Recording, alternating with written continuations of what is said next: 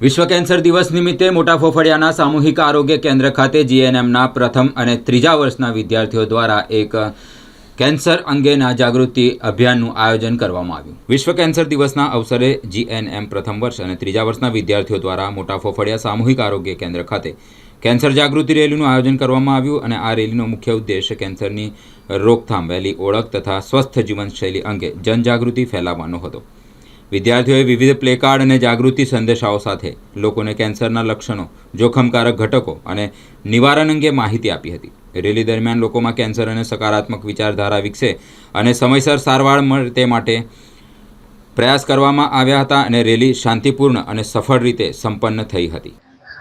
આજનો શુભ કાર્ય યોજવામાં આવ્યો હતો અને જેની અંદર 4 ફેબ્રુઆરી 2026ના દિવસે અમારા જીએનએમ ફર્સ્ટ યર અને જીએનએમ થર્ડ યરના સ્ટુડન્ટે કેન્સર અવેરનેસ પ્રોગ્રામ જેની અંદર રેલી કાઢવામાં આવી છે, જેની અંદર કેન્સર કેમ થાય છે, શું કામ થાય છે અને કેવી રીતે આપણે એને નિવારણ કરીએ એના માટેની રેલી કરવામાં આવી છે। અને જેની અંદર જીએનએમનો એક અગત્યનો ભાગ હોય છે જેને આપણે હેલ્થ એજ્યુકેશન કહે છે। એની અંદર હેલ્થ એજ્યુકેશનના પ્રમાણે અમારા જીએનએમના સ્ટુડન્ટોએ એક દિવસની અંદર મહેનત કરીને પોસ્ટર રેડી કર્યા છે અને નારાઓથી મોટા ફોફળિયાના જે વિસ્તારની અંદર જઈને બધાના જે ગામડા વિસ્તારની અંદર જઈને જે કેન્સરનું અવેરનેસ છે એ ફેલાવવા માટે અલગ અલગ નારાઓ અને અલગ અલગ વિષયની ઉપર હેલ્થ એજ્યુકેશન પ્રોવાઈડ કરીને કેન્સરને હરાવવા માટેના પ્રયત્નો કરી રહ્યા છે।